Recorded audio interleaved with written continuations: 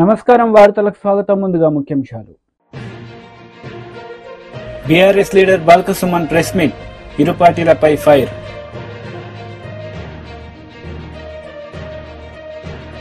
Congress leader వి Hanumantharao press meet, పలు అంశాలపై వివరణ.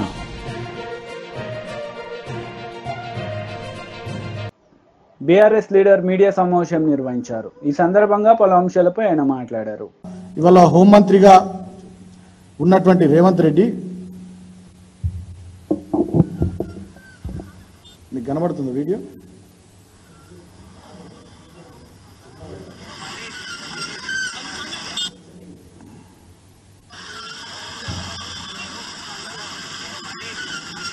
జర్నలిస్ట్ని గల్లబట్టి ఎక్కిస్తూ ఆ వీడియో వెంటనే డిలీట్ చేయాలని చెప్పి అక్కడ ఉన్నటువంటి ఎస్ఐ సిఐ బెదిరిస్తున్నటువంటి తీరు, సిఐ బెదిరిస్తున్నటువంటి తీరు. అంటే ఇప్పుడు నేను మాట్లాడినటువంటి అన్ని విషయాలకు సంబంధించి ఒకవైపు ముఖ్యమంత్రిగా సహచర బీసీ ఎస్సీ మంత్రులను అవమానానికి గురి చేస్తున్నాడు. ఆయన ముఖ్యమంత్రిగా ఎస్సీ బీసీ అధికారులను ఇవాళ రాష్ట్ర వ్యాప్తంగా చాలామంది ఆత్మహత్యలు చేసుకునేటటువంటి పరిస్థితి, ఇబ్బందులు పడే పరిస్థితులు సృష్టించిండు. అదిగాక ఆయననే విద్యాశాఖ మంత్రిగా ఉండి ఇవాళ స్కూళ్ళు, హాస్టళ్ళు, యూనివర్సిటీలు అన్నీ కూడా ఇక నిర్లక్ష్యానికి నిలయాలుగా, అక్రమాలకు కేర్ ఆఫ్ అడ్రస్గా వాటిని మార్చేసింది. అదే కాకుండా ఆయననే హోంమంత్రిగా ఇవాళ పోలీసులకు రాజ్యాన్ని అప్పచెప్పి నిరుద్యోగులు, విద్యార్థులు, వివిధ ప్రజా సంఘాల నాయకులు, విద్యార్థి సంఘాల నాయకులు, పార్టీల నాయకులు ఎవరైతే ప్రజా సమస్యల మీద ప్రభుత్వం దృష్టికి విషయాలు తీసుకొద్దామని చెప్పి శాంతియుతంగా నిరసనలు చేస్తే పోలీసులను అడ్డం పెట్టుకుని, ఈయననే హోంమంత్రి కాబట్టి ఆదేశాలు ఇచ్చి పోలీసులను అడ్డం పెట్టుకుని గొంతులు నొక్కుతున్నాడు. చివరికి విలేకరుల గొంతులు కూడా ఇవాళ ఉస్మానియా యూనివర్సిటీలో న్యూస్ కవరేజ్ కోసం వెళ్ళిన జీ న్యూస్ ఛానల్ రిపోర్టర్కి సంబంధించినటువంటి ఆయన గల్లాబట్టి ఉస్మానియా యూనివర్సిటీ సిఐ పోలీస్ జీబులోకి ఎక్కించి మీరు షూట్ చేసినటువంటి ఆ విద్యార్థుల నిరసన వీడియో డిలీట్ చేయాలని చెప్పి బెదిరిస్తున్నటువంటి తీరు. అంటే హోంమంత్రిగా, విద్యాశాఖ మంత్రిగా, ముఖ్యమంత్రిగా ఈ రకంగా ఒక రకమైనటువంటి దమనకాండ, దుర్మార్గాన్ని వల్ల రేవంత్ రెడ్డి చేస్తూ ఉన్నాడు. అందుకనే మేము ఏమంటున్నాం అంటే పేరుకే ఇది ఆయన ప్రజాపాలన అని చెప్తున్నాడు. ఇది ప్రజాపాలన కాదు, దగా పాలన నడుస్తూ ఉంది. ఇక్కడ దమనకాండ నడుస్తూ ఉంది, నిర్బంధకాండ నడుస్తూ ఉంది. ఉక్కుపాదంతో ఉద్యమాలను అణిచివేసేటటువంటి దుర్మార్గపు సమైక్యాంధ్ర పాలనను మించిన పాలన ఇవాళ రేవంత్ రెడ్డి నాయకత్వం నడుస్తూ ఉంది. ఆయన ఏమన్నాడు, వైఎస్ రాజశేఖర రెడ్డి జయంతి సందర్భంగా కడప పౌరుషాన్ని చూపిస్తామని చెప్పి మాట్లాడాడు. ఇదేనా నువ్వు చూపిస్తున్నటువంటి మరి పౌరుషం? ఒకవైపేమో ఎమ్మెల్యేలను చేర్చుకునే పనిలో బిజీగా ఉంటున్నాడు. నిరుద్యోగులను ఒక నిమిషం నిలిచి మాట్లాడే సమయం లేదా? మా పార్టీ ఎమ్మెల్యేల ఇండ్ల చుట్టూ, ఎమ్మెల్సీల ఇండ్ల చుట్టూ తిరిగి కండువ కప్పేయడానికి, వాళ్ళని పార్టీలో చేర్చుకోవడానికి అర్ధరాత్రి వాళ్ళ కోసం వెయిట్ చేసి టీడీపీ లీడర్ మీడియా సమావేశం నిర్వహించారు. ఈ సందర్భంగా పలు అంశాలపై ఆయన మాట్లాడారు. కోసంగా చేయడం లేకపోతే వేరే వాళ్ళ జేబులు కొట్టడం కాదు.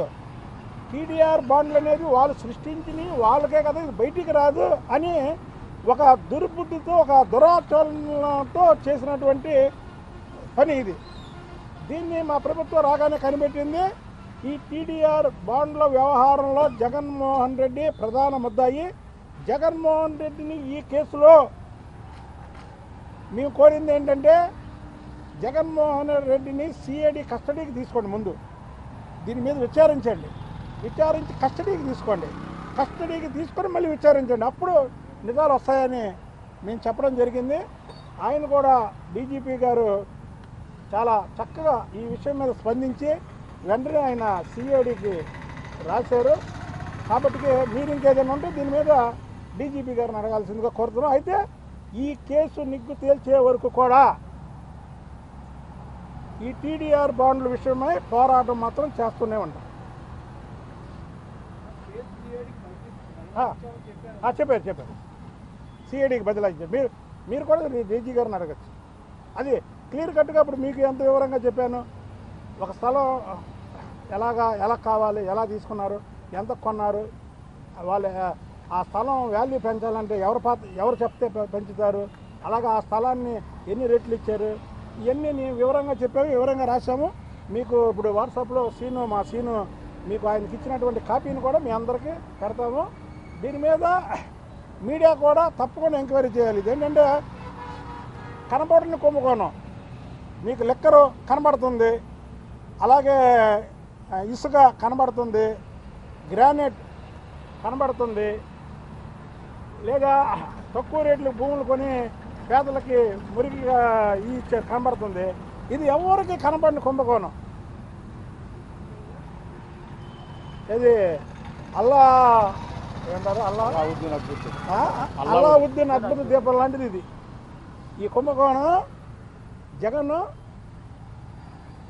అల్లావుద్దీన్ అద్భుత దీపంలా చేశాడు. ఇది అసలుకి ఎవరికి తెలియని కుంభకోణం. దీని మీద తప్పకుండా పోరాటం చేయాలి. దానికి సంబంధించిన మొత్తం మేము రిపోర్టులు రాసిచ్చాము. ఆల్రెడీ రేపటి నుంచి వాళ్ళు పనిలో దిగుతారు. సిఐడికి నా ఎదురుగా రిఫర్ చేస్తామని డీజీపీ గారు చెప్పారు. డీజీపీ గారు ఆషామాషి మనిషి కాదు. డీజీపీ గారు చెప్పారు, మీరు కావాలంటే డీజీపీ గారిని కనుక్కోండి. ఈ విషయం మాత్రం తేలే వరకు కూడా నా పోరాటం జరుగుతూనే ఉంటుంది. ఏ ఏరియాలో జరిగిందో, ఎక్కడ చేశారో ఆ ఏరియాకి కూడా వెళ్తారు. తిరుపతిలో జరిగింది, తాడేపల్లిగూడెం జరిగింది, వైజాగ్లో జరిగింది, ఎన్ని ఏరియాల్లో జరిగిందో అన్ని ఏరియాల్లోకి వెళ్ళి మీ మీడియా మిత్రులను తీసుకెళ్ళి అక్కడ లోకల్ వాళ్ళతో కూడా మాట్లాడి, ఇది 1000 కోట్ల కుంభకోణం అండి. ఇది ల్యాండ్ కాదు మీకు ఇచ్చింది, ల్యాండ్ వాళ్ళు కొని ఆ ల్యాండ్ ప్రభుత్వం తీసుకొని ఆ వాల్యూ ఉన్న ధర కంటే ఒక 100 రెట్లు ఎక్కువ. అర్థమైందా మీకు? అది అవసరం లేనిది. ఇప్పుడు డీజీపీ గారు ఆఫీస్ ఇక్కడ కట్టాలి, అది మన ల్యాండ్, దీన్ని తీసుకున్నారంటే ఒక అర్థం ఉంది. అవసరం లేనటువంటి ల్యాండ్లని అసలు ఎందుకు పనికిరానటువంటి ల్యాండ్లు కొని ఆ ల్యాండ్లని ఇలా చేశారు. కాబట్టి తప్పకుండా జగన్మోహన్ రెడ్డి ఈ కేసులో అరెస్ట్ అవుతాడు. అసలు ఏం లేదు, అదే చెప్పేది. ఎక్కడైతే చేశారో అన్ని ఊర్లు వెళ్తా నేను వెళ్ళి మీడియా మిత్రులకి ఇదిగోండి ఈ ఫలానా ఇది ఇక్కడ తీసుకున్నారు, దీనికి ఇది జరిగింది అని ప్రజలు కళ్ళ కట్టినట్టు చెప్తా. నేను ఒక విషయాన్ని పట్టుకుంటే ఆషామాషిగా వదలను. ఇదే తప్పకుండా జగన్మోహన్ రెడ్డి కనబడిన స్కామ్ అన్నీ కనబడతాయి, ఏదన్నా కనబడిద్ది.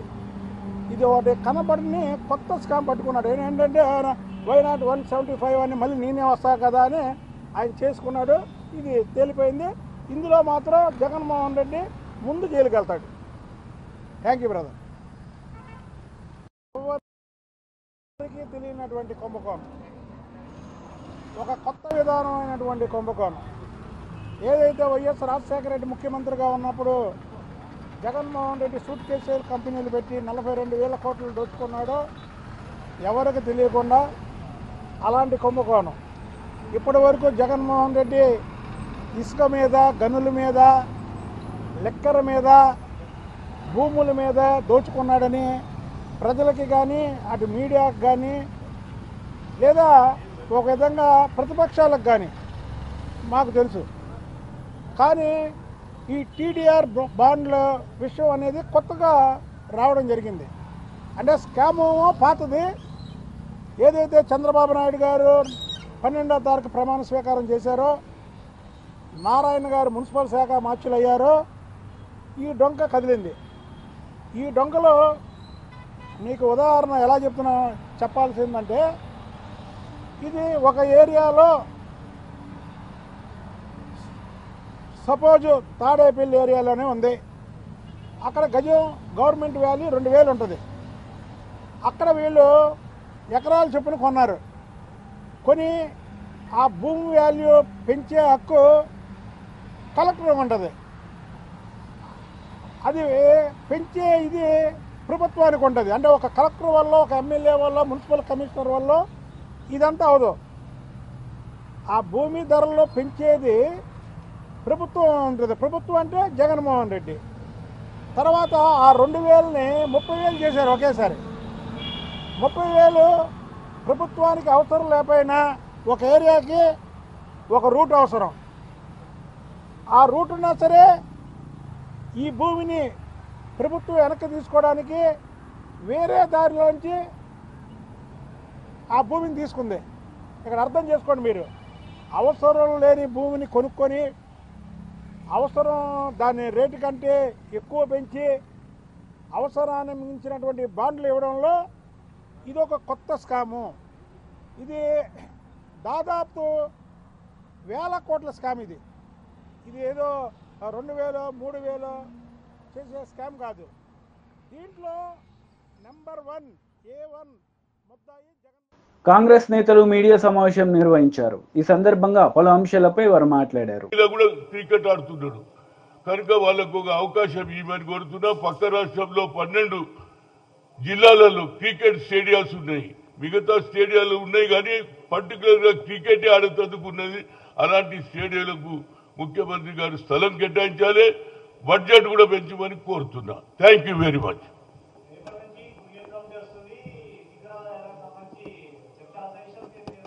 ఏమి రేపు కొరియన్ కమిటీ వస్తున్నది ఏమని చెప్తారు? చూడండి, కొరియన్ కమిటీ వస్తుంది. ఇప్పుడు అయిపోయింది, ఎలక్షన్ అయిపోయింది, ఓటమి జరిగింది, గెలిచిన వాళ్ళు గెలిచారు. దాని మీద వాళ్ళు ఎంక్వైరీ చేస్తున్నారు. మరియు ఎవరి ఆలోచన వాళ్ళు తప్పనిసరిగా చెప్తారు ఎందుకు ఓడిపోయింది ఏం కాదు. ఎందుకంటే అన్నిటికంటే ముఖ్యం ఆయనని అడగాలి. ఎవరిని? ముఖ్యమంత్రిని కాదు. ఏం పేరు? కొనుగోలు. మరి కొనుగోలు ఎలాంటి రిపోర్ట్ ఇచ్చిండో నాకైతే తెలియదు. మరి సునీల్ కొనుగోలులోనే ఉన్నదంతా. అది కొనుగోలు అంటే నువ్వేమన్నా అనుకో, నాకేం సంబంధం. కానీ బట్ ఆయన ఏం రిపోర్ట్ ఇచ్చిండు, ఏమి ఇచ్చిండు అనేది ఉన్నది. అందులో అందరికంటే ముఖ్యంగా మా దీపా మున్షి గారు ఈయనే ఉన్నారు. ఆమె కూడా ఏం జరిగిందో ఆమె విన్నవిస్తుంది. ఎవరి ఒపీనియన్ వాళ్ళు చెప్తారు. దాని గురించి నేను బయట మాట్లాడాను. ఎందుకంటే నేను కూడా ఒక క్యాండిడేట్, నాకు కూడా అన్యాయం జరిగింది. ఇక నేను చెప్పుకోలేకపోతున్నాం. మీ అటువంటి పేపర్లలో దయతో అప్పుడప్పుడు హనుమంతరకు అన్యాయం జరిగిందని టీవీలో చూపిస్తారు, లేకుంటే పేపర్లో చూపిస్తారు. Thank you very much.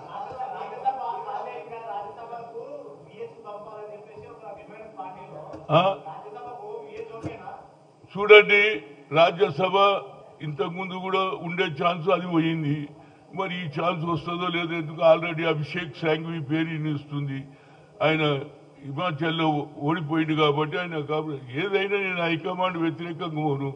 8 ఏళ్ల నుంచి నాకేమైనా పదవి ఉన్నదిరా బాబు, కానీ పని చేస్తూనే ఉంటా. ఎక్కడ అన్యాయం జరిగితే అక్కడికి పోతా, పార్టీ బలోపేతం చేస్తా. అసెంబ్లీ ఎన్నికలలో అన్ని దగ్గర తిరిగినా ఎక్కడ హనుమంతరావు పిలిస్తే అక్కడ పోతాడు. పార్టీ పని చేస్తావు. జీవితాంతం కాంగ్రెస్లోనే ఉంటా. కాంగ్రెస్ విడిచిపెట్టుకోను. ఆఖరి వరకు కాంగ్రెస్ మళ్ళా ఆయన రేవంత్ రెడ్డి అంటుండగా వచ్చే 10 ఏళ్ళు కూడా అప్పటి వరకు కూడా సహాయం చేస్తూనే ఉంటా. ఎక్కడ నాకు అవకాశం వస్తే, నాకేమన్నా అడిగితే నాకు సలహాలు ఇస్తాను.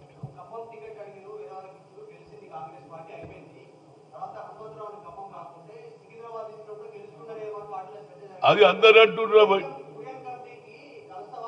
చూడండి, నేను ఇస్తే గెలుద్దని అందరు చెప్తున్నారు. ఇయ్యలేదు. ఇప్పుడు దాని గురించి పోస్ట్ మార్టం ఎందుకు చేసుకోవాలి? అయిపోయింది, ఎలక్షన్ అయిపోయింది, ఓటమి జరిగింది. గెలిస్తే మాత్రం నేను నిలబడి గెలిస్తే ఒక పెద్ద ఇష్యూ అవుతుండే.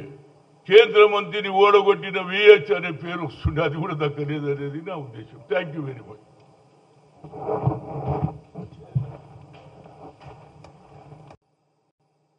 గెలిచిన తర్వాత అండర్ 2020లో మొహమ్మద్ సిరాజ్ మంచి బౌలర్గా మంచి పేరు తెచ్చుకున్న తర్వాత ఆయన హైదరాబాద్కు వచ్చిన తర్వాత ముఖ్యమంత్రి రేవంత్ రెడ్డి గారు వారికి షాల్ కప్పి ఉద్యోగం ఇస్తాము, దానితో పాటు ఏది ఇంటి స్థలం కూడా ఇస్తామని చెప్పడం ఇది శుభ సూచకం. అందుగురించే ఆ మొహమ్మద్ సిరాజ్ CFI చైర్మన్గా రాజీవ్ గాంధీ అండర్ 2019-2020 టోర్నమెంట్లో బాగా బౌలింగ్ చేసి పేరు తెచ్చుకున్నప్పుడు నేనే అతన్ని సన్మానం చేయడం జరిగింది. అలాంటి వ్యక్తి ఇలా భారతదేశంలో పేరు తెచ్చుకున్నందుకు నాకు చాలా సంతోషం. అట్ ది సేమ్ టైం నా రిక్వెస్ట్, ఇవాళ ఎక్కడ చూసినా డ్రగ్స్ డ్రగ్స్ డ్రగ్స్ అవుతున్నాయి. యావత్ భారతదేశంలో అన్నిటికంటే ఉత్సాహమైనటువంటి గేమ్ ఏదంటే అది క్రికెట్. గల్లీలలో ఆడుతున్నారు, రోడ్ల మీద ఆడుతున్నారు. ఎక్కడ చూసినా క్రికెట్ క్రేజీ ఉన్నది. కనుక నా ఉద్దేశం ఏమిటంటే రాష్ట్ర ముఖ్యమంత్రితో గెలిచి వచ్చినాక అవార్డు ఇవ్వడం కాదు, గెలవక ముందు కూడా అతను చిన్న స్థాయి నుంచి పైకి వస్తుంటే ఇతర దేశాలలో టాలెంట్ను అక్కడి నుంచే పెంచుతారు. అందుగురించి నేను ముఖ్యమంత్రి గారిని కోరుతున్నాను. నేను కూడా రాజీవ్ గాంధీ సద్భావన, రాజీవ్ గాంధీ ఏషియన్ గేమ్స్ జరిపిన తర్వాత బీయింగ్ ఏ ఫార్మర్ స్పోర్ట్స్ మినిస్టర్గా సిఎఫ్ఐ 16 ఏళ్ల నుంచి నడిపిస్తున్నా. ప్రతి సంవత్సరం కూడా సద్భావనకు ఒక బాయ్ ఒక గర్ల్కు ఏది 1000 రూపాయలు ఏది సంవత్సరం పొడుగా అప్కమింగ్, అది ఫుట్బాల్ కావచ్చు, క్రికెట్ కావచ్చు, కబడ్డీ కావచ్చు, వాలీబాల్ కావచ్చు, టెన్నిస్ కావచ్చు, అందరికీ నేను చేస్తా ఉన్నా. కానీ నాకు ఒక ఆలోచన ఏమొచ్చిందంటే ముఖ్యమంత్రి గారు చొరవ తీసుకొని ఇలా ప్రాజెక్టు అన్నీ కూడా పూర్తి కావాలి, నీళ్లు రావాలి, అభివృద్ధి చెందాలి అని, ఒక పక్క ఎంప్లాయ్మెంట్ కూడా కావాలని, ఇవాళ అన్నీ కూడా పూర్తి చేయడానికి ఆయన సిద్ధంగా ఉన్నాడు. అదేవిధంగా రైతులకు రుణమాఫీ చేయడానికి 2 లక్షల రూపాయలు కూడా గతంలో డాక్టర్ మన్మోహన్ సింగ్ గారు first Sonia Gandhi UPA chairperson ఆలోచనతో 2 లక్షల రుణమాఫీ 70,000 కోట్ల రూపాయలు యావత్ భారతదేశంలో ఇవ్వడం జరిగింది. అదే కూడా ఇక్కడ మొదలు పెడుతున్నారు. దానికి కూడా నా ఉదయపూర్వక ధన్యవాదాలు. అట్ ది సేమ్ టైం నా రిక్వెస్ట్, వైసీపీ లీడర్ మీడియా సమావేశం నిర్వహించారు. ఈ సందర్భంగా పలు అంశాలపై ఆయన మాట్లాడారు. అబద్ధాలు, అవాస్తవాలు అనేటువంటిది ఆధారాలతో సహా నేను తెలియజేయడానికే ఈ మీడియా సమావేశాన్ని ఏర్పాటు చేయడం జరిగింది. ఈరోజు మనం ఒక్కసారి ఆయన మాట్లాడినటువంటి ప్రజెంటేషన్లో చెప్పినటువంటి అబద్ధాలు, వాస్తవాలు ఒక్కసారి మనం బేరీజ్ వేసుకుంటే 2014-15 ఆయన చంద్రబాబు నాయుడు గారు ముఖ్యమంత్రిగా ఉన్నప్పుడు 59,198 మిలియన్ యూనిట్లు సంవత్సరానికి అవసరం ఉండేది. 2018-19 అంటే చంద్రబాబు నాయుడు గారు దిగిపోయే నాటికి 63,675 మిలియన్ యూనిట్లకి ఆ డిమాండ్ పెరిగింది. అంటే కేవలం సగటున 1.9% వృద్ధి రేటు. 59,198 మిలియన్ యూనిట్ల నుంచి 63,675 మిలియన్ యూనిట్ల కంటే కొత్త కనెక్షన్లు ఇవ్వలేదు. ఎవరు అడిగినా సరే వాళ్ళకి సంబంధించినటువంటి వ్యవసాయ రంగానికి సంబంధించినటువంటి కనెక్షన్లు కానీ మరొకటి కానీ డిమాండ్ పెరగకుండా ఆయన మేనేజ్ చేసుకుంటూ వచ్చి అందరినీ ఇబ్బందుల పాలు చేసి ఈరోజు నేను బ్రహ్మాండంగా అడిగినటువంటి వాడికల్లా కరెంట్ ఇచ్చాను అని అన్నాడు. అప్పుడు మన సగటు వృద్ధి రేటు ఎంత అంటే చంద్రబాబు నాయుడు గారు ఉన్నటువంటి గత ప్రభుత్వంలో 2014 నుంచి 2019 వరకు కేవలం 1.9% అయితే జాతీయ సగటు వృద్ధి రేటు ఎంత అంటే 4.5%. అంటే దాదాపుగా జాతీయ వృద్ధి రేటులో 3వ వంతుకి ఆంధ్ర రాష్ట్రం చంద్రబాబు నాయుడు విజనరీ ఉన్నటువంటి చంద్రబాబు నాయుడు, విద్యుత్ రంగంలో అనేక రకాలైనటువంటి సంస్కరణలు తీసుకొచ్చినటువంటి చంద్రబాబు నాయుడు గారు, తిరుగులేనటువంటి నాయకత్వాన్ని ఆంధ్ర రాష్ట్రానికి అందించానని చెప్పుకునేటువంటి వెలుగులు విరజిమ్మాయి నా హయాంలో అని చెప్పుకునేటువంటి చంద్రబాబు నాయుడు గారు ఆయన చేసినటువంటి నిర్వాహకం కేవలం సగటున 1.9% మాత్రమే ఆ విద్యుత్ రంగానికి సంబంధించినటువంటి వినియోగాన్ని, పవర్ డిమాండ్ని ఈరోజు ఆయన చూపించడం జరిగింది. ఒక్కసారి మనం చూస్తే చంద్రబాబు నాయుడు ఈరోజు 2014 నుంచి 2019 మధ్యలో వినియోగం దాదాపుగా 36% పెరిగిందని చెప్పి కాకి లెక్కలు కట్టి ఆయన డబ్బా కొట్టుకున్నాడు. అంటే ఎంత అబద్ధాలు మాట్లాడుతున్నాడో చంద్రబాబు నాయుడు అని చెప్పడానికి ఇది ఒక ఉదాహరణ. వాస్తవం ఎన్ని యూనిట్లు, నువ్వు ఈరోజు నేను 36% పెరిగింది అంటే సగటున 1.9% పెరిగినటువంటి దాన్ని నేను బ్రహ్మాండంగా పెంచానని చెప్పి మాట్లాడుకునేటువంటి దౌర్భాగ్యం అనేటువంటి పరిస్థితి. కాబట్టి మొత్తం చూసుకున్నా సగటున 1.9% ఉంది. నీ మొత్తం సంవత్సరానికి 1.9% అంటే నీ హయాంలో మొత్తం ఎత్తుకున్నా కూడా 7.6%కి పరిమితమయ్యావు.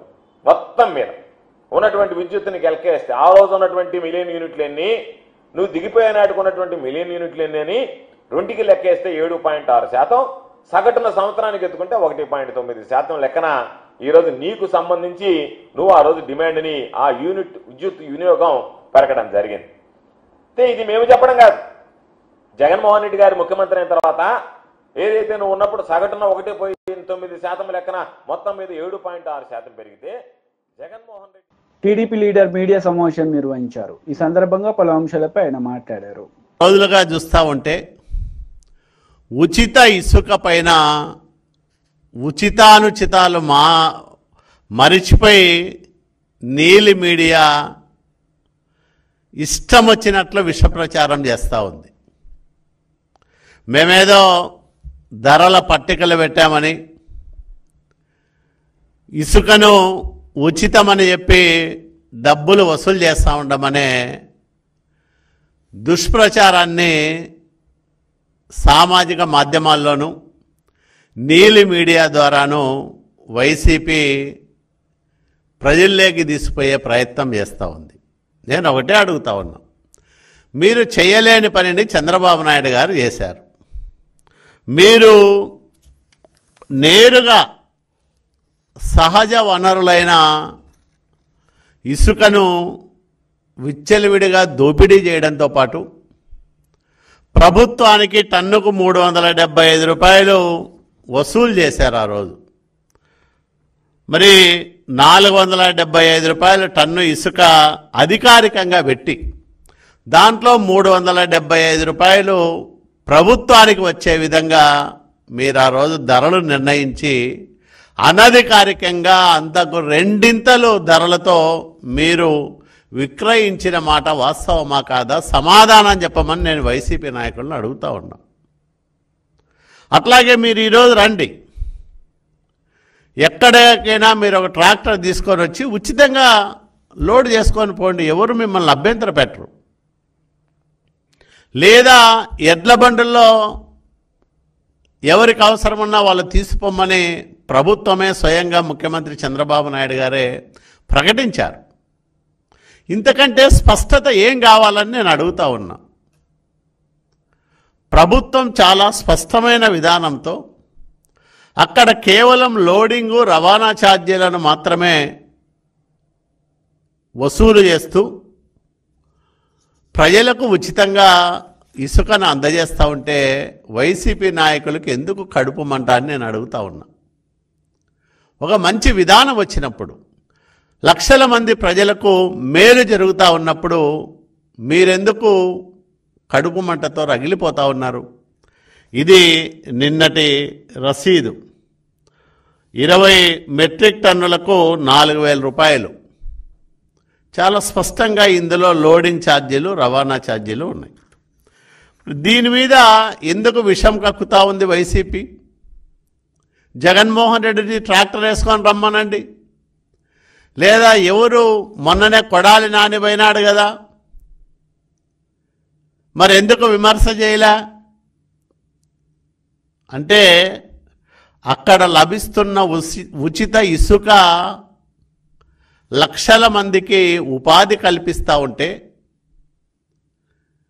నిర్మాణ రంగానికి కొత్త ఊపిరి పోసి ఈరోజు అందరూ దాదాపు 125 విభాగాల వాళ్ళు బతికేదానికి అవకాశం చంద్రబాబు నాయుడు గారు కల్పిస్తే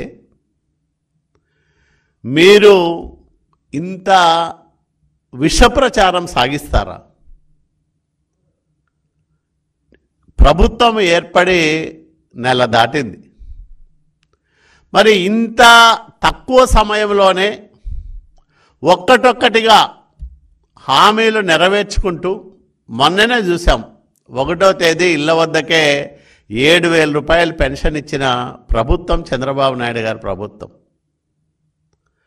అదే రకంగా ఈరోజు ఇసుక ఉచితంగా అందజేస్తున్న ప్రభుత్వం చంద్రబాబు నాయుడు గారి ప్రభుత్వం, ఎన్డీఏ ప్రభుత్వం. మీరు మీ నిర్వాకం వల్ల, మీ స్వార్థం వల్ల, మీ ధనదాహం వల్ల 5 సంవత్సరాలు ఆంధ్రప్రదేశ్ రాష్ట్రంలో నిర్మాణ రంగం కుదేలైపోయింది. వ్యవసాయం తర్వాత అతి ఎక్కువ మందికి ఉపాధి కల్పించే నిర్మాణ రంగాన్ని మీ నిర్లక్ష్యం కారణంగా, మీ స్వార్థం కారణంగా ఎంత ఇబ్బందులు పాలు చేశారో కల్లారా చూశాము, అనుభవించాం.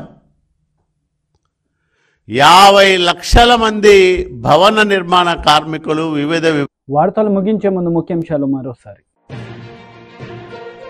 BRS leader Balka Suman press meet, ఇరు పార్టీలపై ఫైర్.